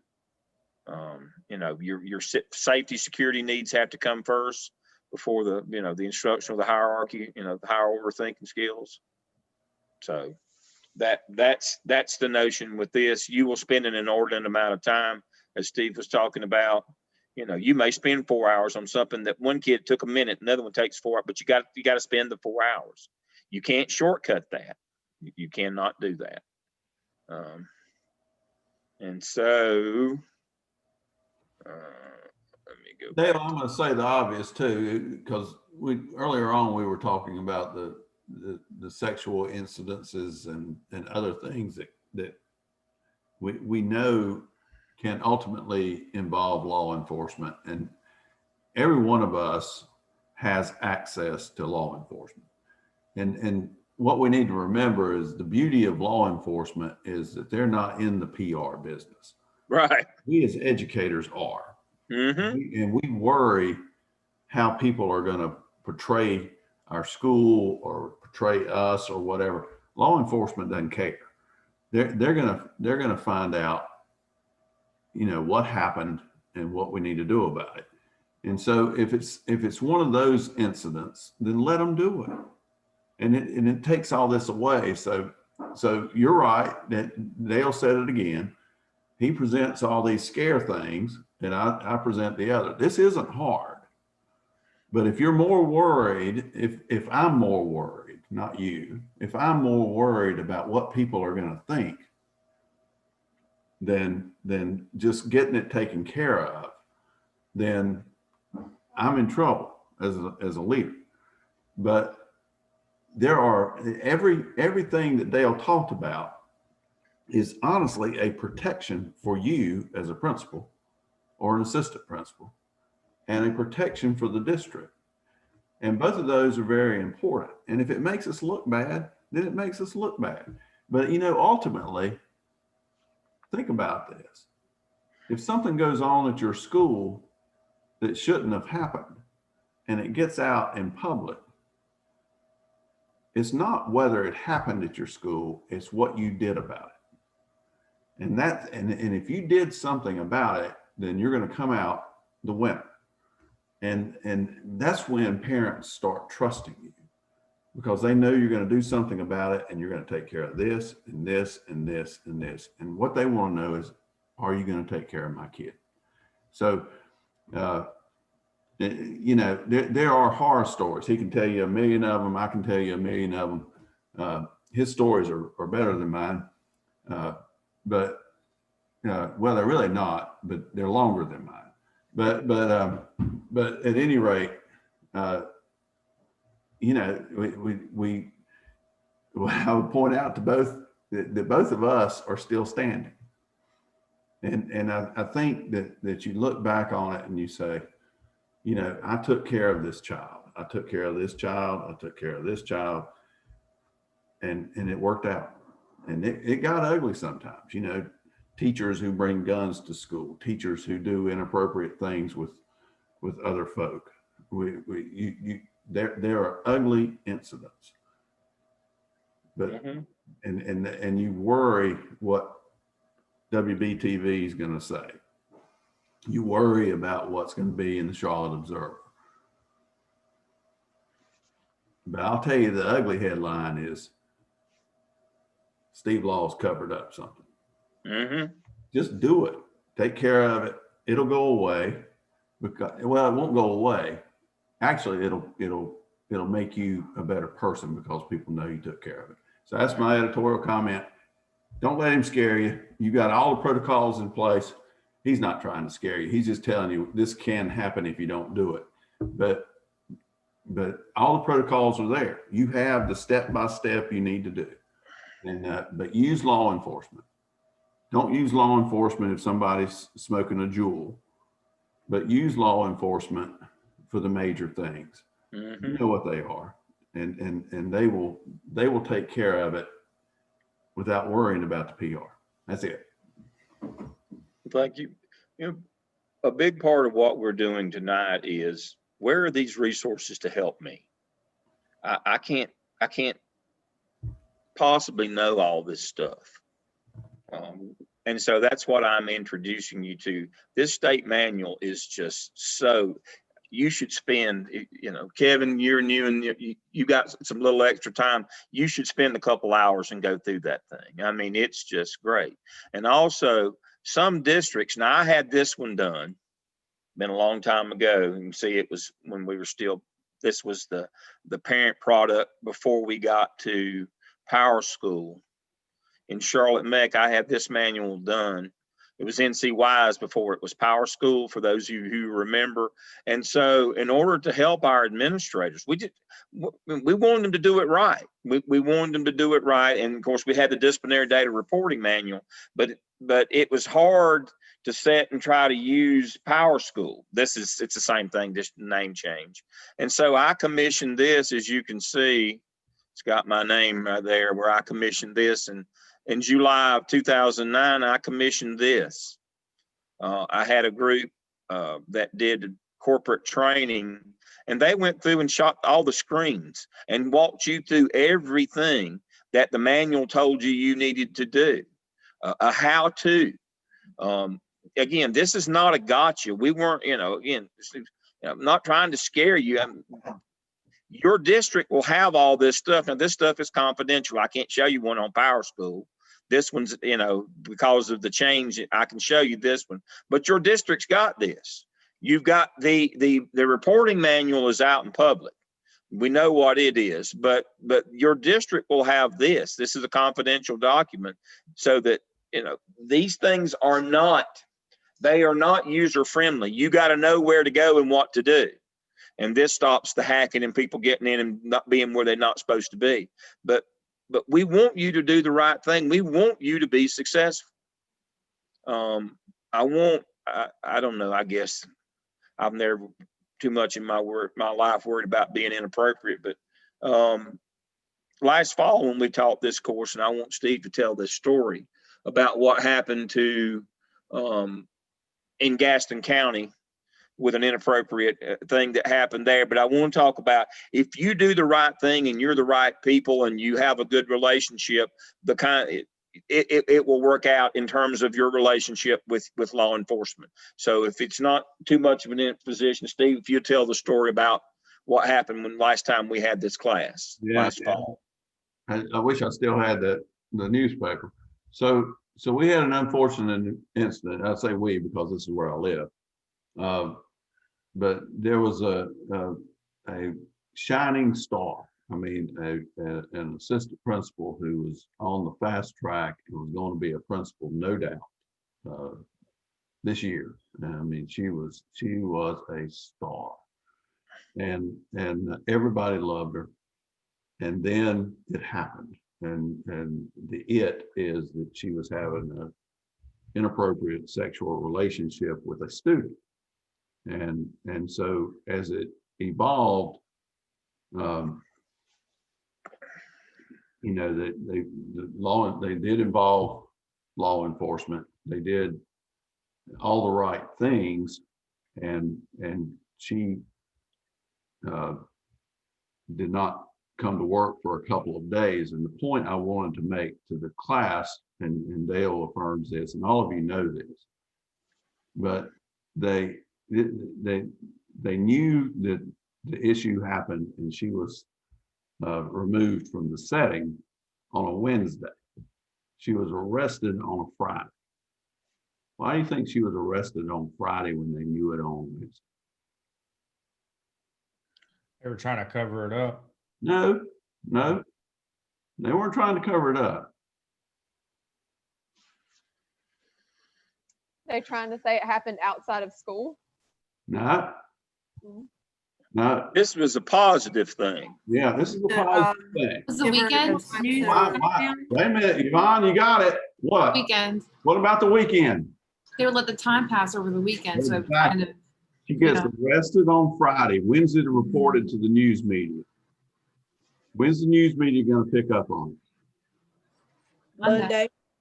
News media is going to pick up on it Friday night. Oh. In the paper Saturday morning. It's going to be, how many of you watch the news on Saturday morning? Anybody? The least read newspaper is Saturday morning's newspaper. The least watched news programs are Saturday. People are doing other things. And most importantly, it's going to filter through to the 1,400 students. But they're not in school on Saturday. They're not in school on Sunday. They're not back in school till Monday. And by the time Monday gets there, something else has happened. This is why you have relationships with law enforcement. Now, make no mistake, and I agree with all of you who said, you know, cover up this and that. No, that they removed her from the setting. And she knew she was going to be arrested, I'm sure. There was no way that she was going to mingle with people. But the actual arrest happened on a Friday so that it would not totally disrupt school the next day. And you know there would not have been school the next day. So those kinds of things are important. Now, if I went to the superintendent and said, hey, he pulled that one off, and the sheriff and said, boy, you pulled that one off, they would both deny that. But that's just, that's what it does. That's why relationships with law enforcement are as critical as anything you do as a school leader. You want that support as long as the kids are safe. As long as the kids were safe, there was not a harm in waiting till Friday, because then you didn't lose days of school. And it gave the principal there, who's iconic, by the way, a chance to put together information for parents to say, here's what happened and here's what we're doing. And your child is safe here. But if this would have happened on Wednesday night, and you got 1,400 kids coming Thursday morning, Katie barred the door. And so those relationships are important. And so I had the newspaper, and they'll remember that because this happened and we had class that weekend. So I shared it with, I held it up and I said, y'all look at this. And we talked about it. But this is why, as a superintendent, or as a principal, or as an assistant principal, or as a church leader, or whatever your role is, it is vitally important to have people on your side, not just law enforcement, but anybody that will help you navigate major issues, because you're going to have major issues. All right, Dale, You got 12 minutes, brother. You better All right. do it. 'Cause All right, I've got the last 10 I've got planned. So watched them. I've watched every one of them. They've been looking at their clocks. I know, Yeah. I know, it's awful. Yeah. It's just like pulling teeth. But in the end, if you treat your SRO well and you don't just use them to do your dirty work or think they're beneath you or think that you can just point at somebody and say arrest them, or if you have a good working relationship as an AP, as a principal, as a superintendent with people, this is the kinds of things I've heard. You've heard me say I'm a bad person. I freely acknowledge that. I'm still Saul on the road to Damascus. I'm not Paul yet. I can tell you, we'd have something like this happen in Charlotte, and I'd be praying for a wreck or a shooting on the west side, not fatal, but just maybe a flesh wound on the west side to get us off the news cycle. Otherwise, we just couldn't get up and go. We were going to have to let somebody go, a good person. The general rule of thumb is 3. If you stay on the news cycle past 3 news. Like he was talking about, they arrested her on Friday night. It's on 11 o'clock news. It was on Saturday morning at 9 o'clock on the SOC in Charlotte. It's only 9 o'clock news. Usually they don't have a 12 noon news because of football games. And then the next thing they have is a Sunday morning news. And so that being spaced out Friday night, Sunday morning, Saturday 9 a.m., Sunday noon news on Sunday or Sunday morning. Hopefully by Sunday night, you're off the news cycle. Something else has replaced you. Now, it's still going to be there. But, if you can get off the news cycle and you can show and you get a plan together and you can show that you're going to be safe, but you got to monitor that news cycle. And part of that is, that's what I was talking about. The person at North Mech was an interim, and he'd been in South Charlotte, and he did not have a good relationship with the Huntersville police. And they threw him under the bus, and he had to go. They could have saved him. But they didn't. They chose not to. They threw him under the bus and backed over him. The chief made a point. He didn't send a detective out or a sergeant or other. The chief of police went on camera and said they did this wrong. The school mishandled this situation, and just that was the end of him. I mean, the police can make or break you. You got to understand that you got to involve people, but you got to do the right thing. You can't pick and choose when you go to the police and try to hide things and handle things in house. They for good or for bad, you got to take your lumps sometimes, and you do. So now the last thing tonight, and I'll try to simply do this. This is a presentation that I did in 2011. For the DPI's big conference. And the part of this is not how smart I am or this presentation or any of that, but here are the things. In our business, discipline, the little things become the big things, and we call that antecedent behaviors. If you have bullying, cyberbullying, how prescient was this? This is nearly 10 years old now. This is 9 years old. And even I knew then what was going on, because I worked in Charlotte and we had these things going on even then. If you have the sexual stuff, you have gang activity, you have the bullying stuff, you're going to have, that's where your acts of violence come from. If you have gang activity, pretty soon you're going to have drugs and you're going to have weapons, you're going to have serious assaults. If you have sexting and sexual harassment and indecent,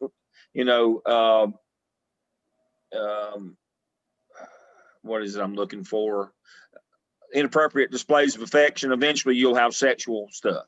If you have bullying, cyberbullying, you will eventually have assaultive behaviors, weapons, gang activity, drugs, weapons, those kinds of things. These are the big things that lead you.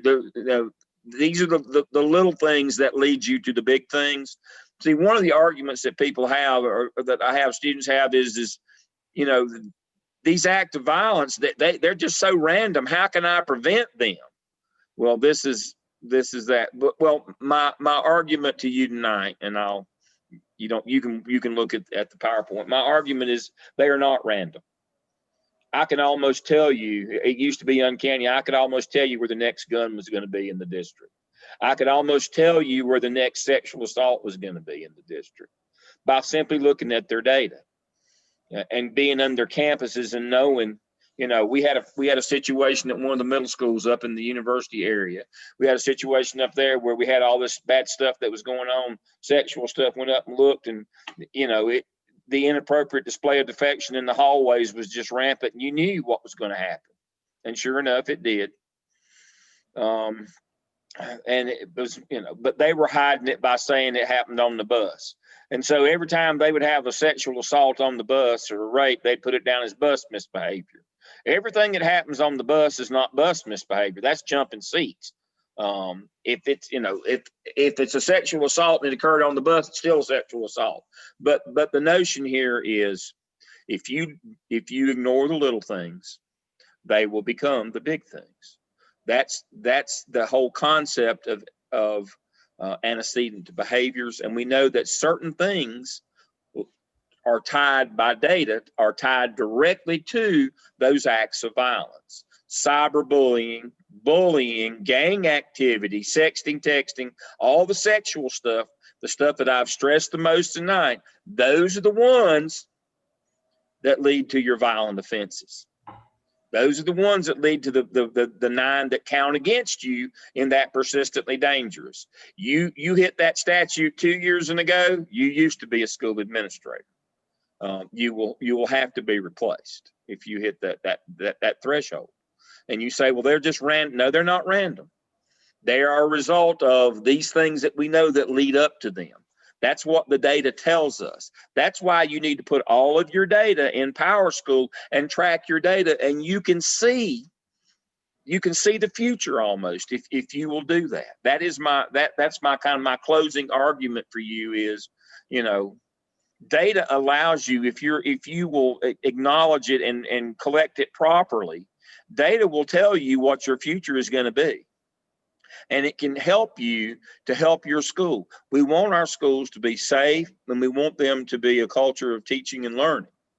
You have a big part in that. If you will collect your data accurately, follow due process, do the things you're supposed to do, pay attention, be predictive, be proactive, you can shape the culture of that school and make it a great place for you and the people who work there and the kids who go to school there. Conversely, you know what happens if you don't. And so this is the dark side of the business. The other side of the aisle is the teaching and learning, and we want to create schools with teaching and learning, but we have to do this part as well. And this is the dark side. This is the side that nobody really likes. The political side, you know, the negative PR and those things. But I can tell you, I'd a lot rather, you know, have a principal that did the right thing, and we'll take the news cycle and the bad PR than get caught covering it up, because that brings all of our integrity in question. Because the bottom line is that's all in the end that we have to trade on, is who we are as people, our ethics and our professionalism. And if we lose that, we can't administer anymore. We can't lead our schools, our churches, we can't lead our organizations if we lose that, when we lose that moral authority. So that's what it's all about. All right. Questions that you have from tonight, questions for next week. Anybody have anything, a closing benediction to this sermon? Nothing? Great day. That was some of my best stuff. Not crickets. Is Carolina playing this weekend? Yeah. Yeah, they're playing this weekend. Who they play? You sound like you're not happy about who they're playing. Well, State and Carolina played last weekend. That's my two alma maters, and State couldn't play dead because they had so many kids out from COVID. I'm not happy about any of it. I don't think any of them should be playing. I didn't even know State and Carolina were playing. That's my They played last weekend, and it was brutally bad. State didn't have anybody, none of their starters on the offensive line. They all got quarantined from COVID, and it looked like a jailbreak every time the ball was snapped. It was just brutally bad. They had so many kids out and so many that are hurt from lack of being able to practice and condition that kind of caught up with them. Carolina's not that good. State was just that bad last week. They were just awful. Well, you see, I've got on my NC State shirt tonight. Yeah, State was just that bad. Oh But no, and that's State's what usually happened. pretty good in football. Yeah, that's what happened. Well, they played well at the beginning of the season when they had all their players, but they had, Right. I think they had 12 starters missing Saturday, and it looked like a JV out there. It was that Yeah. bad. It was brutally bad. Damn, you don't need to kiss up to him. Wake Forest is doing good. We've won 3 in a row. Yeah, but we can't even go to the parking lot and tailgate at Wake Forest. So Okay. what's Well, you gotta set the priorities, exactly. And so listen, it's 8 o'clock and It's time. So my benediction is, I'm sorry, everybody, because Dale was on such a roll. Whoever's got the case study for next week, I think he was going to tell you all the answers to it if we didn't get transition. But we're going to have a good time with the case studies. I hope you look forward to that. I know you're exhausted at the end of a long day on a Wednesday, but you'll have fun with the discussions of the case studies. So I look forward to seeing you next week. And hope you have as good a week as you can possibly have. It's going to be a tough one, but every week's tough. And take care, everybody. Good night. Thank you. Good night. Bye. Thank you.